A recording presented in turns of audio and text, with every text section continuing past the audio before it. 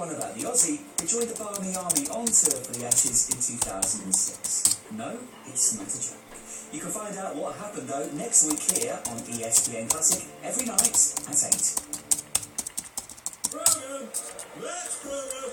Game program's here! Today's my program! Sponsored by Bet365.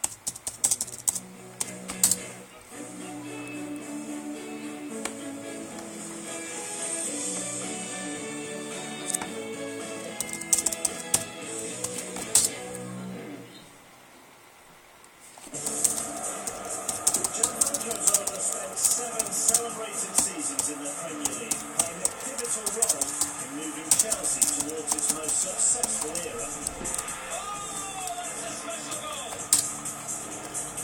His trickery, his goals and his personality made him one of the league's most popular and admired stars.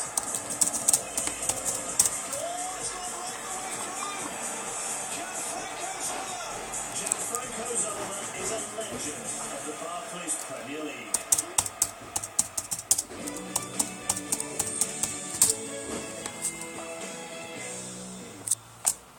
Zola joined the Premier League in November 1996. Gianfranco Zola is a shining example to any kid, particularly small kids who are going to be told at some stage you're a bit small to do this or that. Never committed a malicious foul, gave out and gave his best every week, seldom had a bad game, and a fantastic footballer.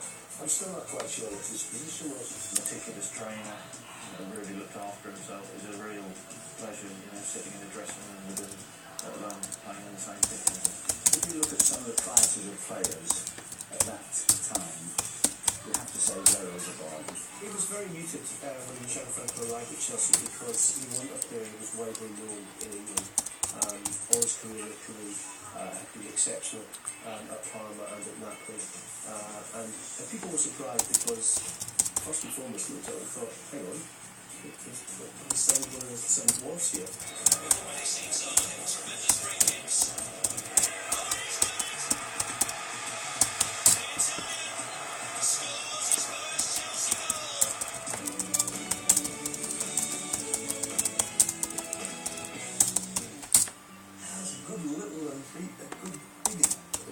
Incredible, really, because he was so small. He was incredibly small.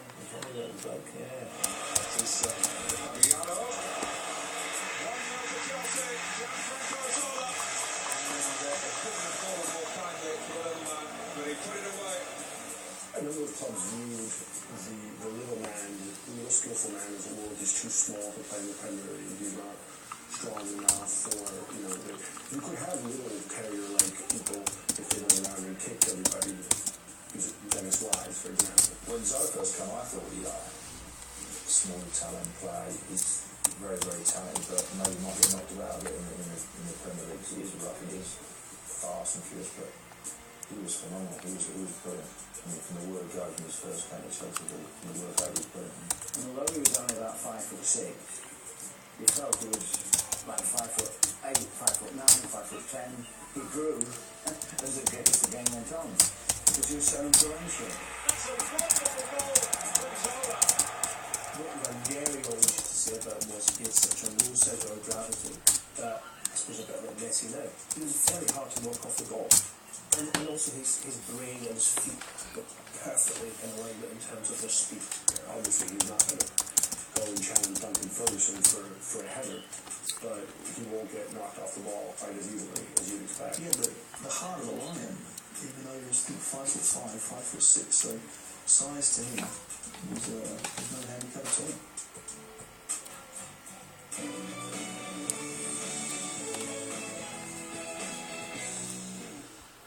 Sorry, Ferguson called him a clever little so-and-so. I know that Alex Ferguson said once he was a clever little so-and-so, and I'm not going to argue with the great man. Very much a European feel about Chelsea with Zola. Lovely footwork from him. He dances through!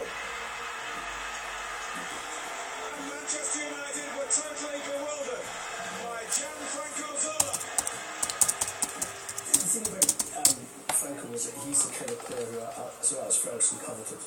He has taught periodically in times as a man of Manchester of possessing a fantasy player. You know, that classic number 10, the one whose role is not defined. He doesn't play position, he just plays. Well, Zola is that player. And Cantona was that player for Sir Alex for a long time, but he never really replaced Cantona, wasn't he? Despite trying on numerous occasions. When Alex calls him a clever so-and-so for what he did, for Alex, that's that grudging respect to say, anything you say, I wish he was my player.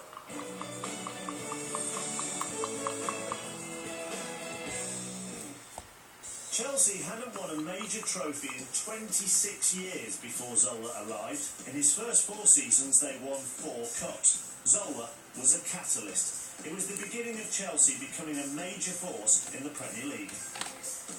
He instantly got into the hearts and the minds of Chelsea supporters, and he seemed almost made for the moment when he put on a Chelsea shirt. I don't think there's much question that Zola really helped catapult Chelsea to the next level. He made Chelsea into something attractive, something beautiful, something that people wanted to watch. Zola's kick! What do you say about that? It was always Franco with the team, always Franco orchestrating the passing, making the goals, scoring the big games, Of course, he got into the Champions League during that time as well. This is the player who, in 2003, was voted the best player in Chelsea's history. A better player even than Peter Osgood, better even than John Terry. And yet Zola, this character from Sardinia, this little ball of absolute magic, was at the fulcrum, was at the heart of that Chelsea team, and yet he never won the Premier League title. And it's one of the great shames. Frank Lampard, I doubt would have ever signed for Chelsea if Gianfranco Zola hadn't been there. And Frank has always maintained that he was at a certain level when he arrived at Chelsea in their first time, and that Franco took him under his wing. After training, we practiced free kicks together, we practiced penalties together. Franco always put in extra training. His mantra was always, never perfect, always improve. And Frank took that on and became, second best player in the world in 2006. And he will always say, a huge debt to Gianfranco Zola for that, because having played with him for those 3 years before he left was one of the greatest influences on his career.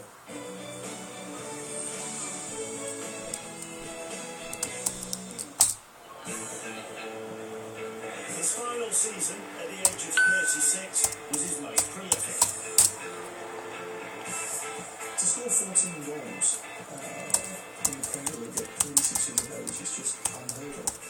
And I think a player like Zola, when you get to that age, you have so much experience and knowledge, and just finding the right place on the pitch. But what you can really take away is the skill.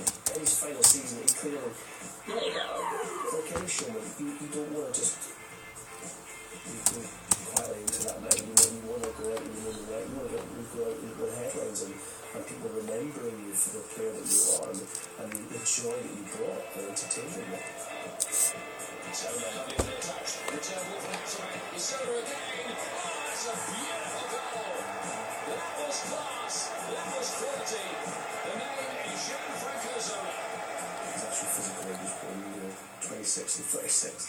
And because he had this amazing football brain, that just made him, timeless in that sense.